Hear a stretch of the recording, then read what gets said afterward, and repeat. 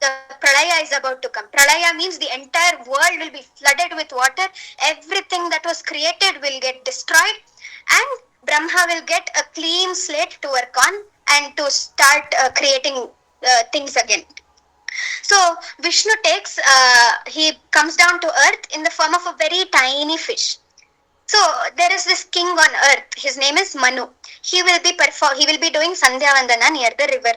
The fish, he will find the fish, and the fish will say, "No, there are many big fishes in the river. They will eat me up. Please save me." So Manu will say, "Okay, fine. I will put you in my kamandalu. I will take you back home." So Manu puts the fish in his kamandalu. The next day, he sees the fish has grown to the size of the kamandalu. It has grown bigger. Now, the kamandalu is very small for the fish. He puts it in a pot, a drum. And the next day, he sees the fish has grown again. And he drags the pot and he puts the fish into a lake. The next day, he sees the fish has grown as big as the lake. And he has no option but to drop it in the ocean. He puts it in the ocean, but he's doubtful. How can a small fish grow to such a big height and overnight? How can this happen? And then he realized, oh, this is Lord Vishnu who came in the form of a fish. Now, the fish or Vishnu in the form of a fish, he says, now 7 days from now, the pralaya will start. So you are chosen to survive until the next kalpa, to start living until the next kalpa. So you have some work to do right now. So get a boat ready and you bring the male and female of every species in the world along with you. Bring all the medicinal plants, all the animals, etc., that you want to take to the next kalpa. Then you bring the Saptarshis along with Vasishtha and Arundhati, and you keep Vasuki ready with you. So when the time comes, I will come and save you all. Keep it ready in a boat. So in the 7 days, Manu keeps everything ready, and when the pralaya starts, Vishnu will come again, and he will use poor Vasuki to tie the boat. Vasuki is a snake, by the way.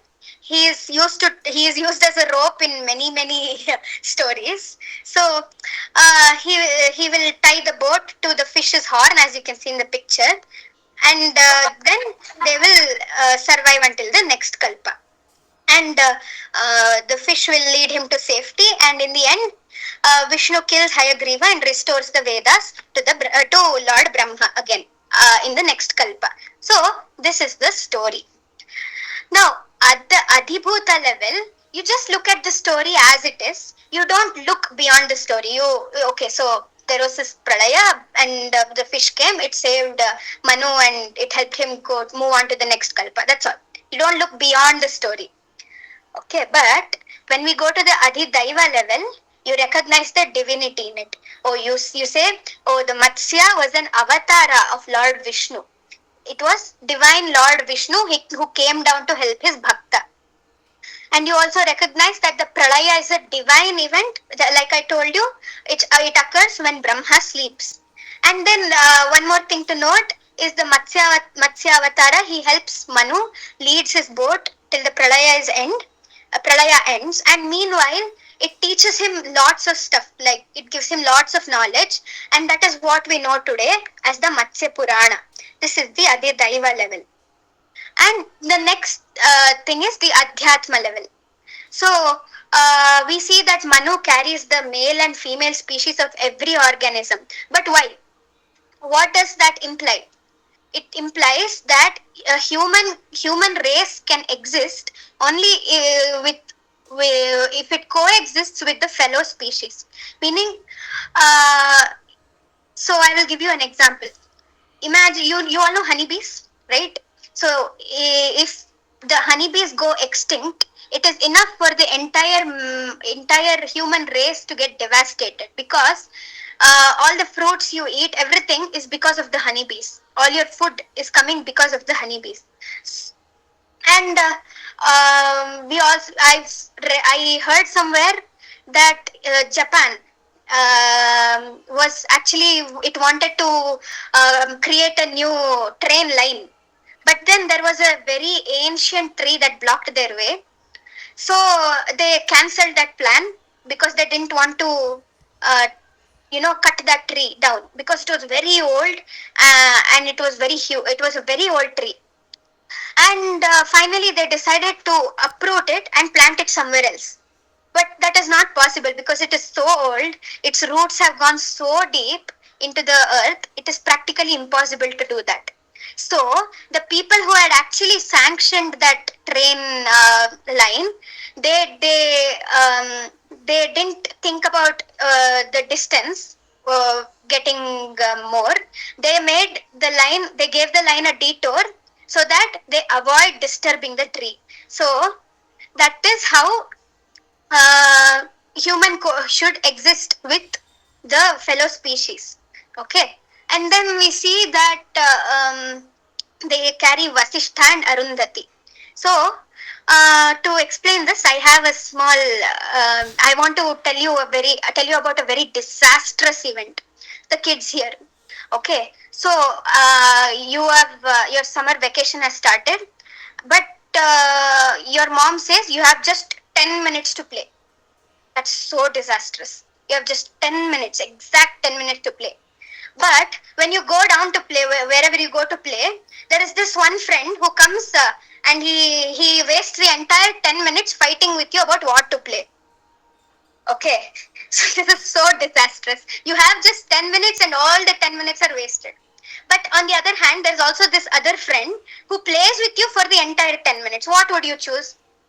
Obviously, you would choose the second friend who plays with you, right? So this is how people should be, where if people are fighting amongst themselves, then you will always be at loss.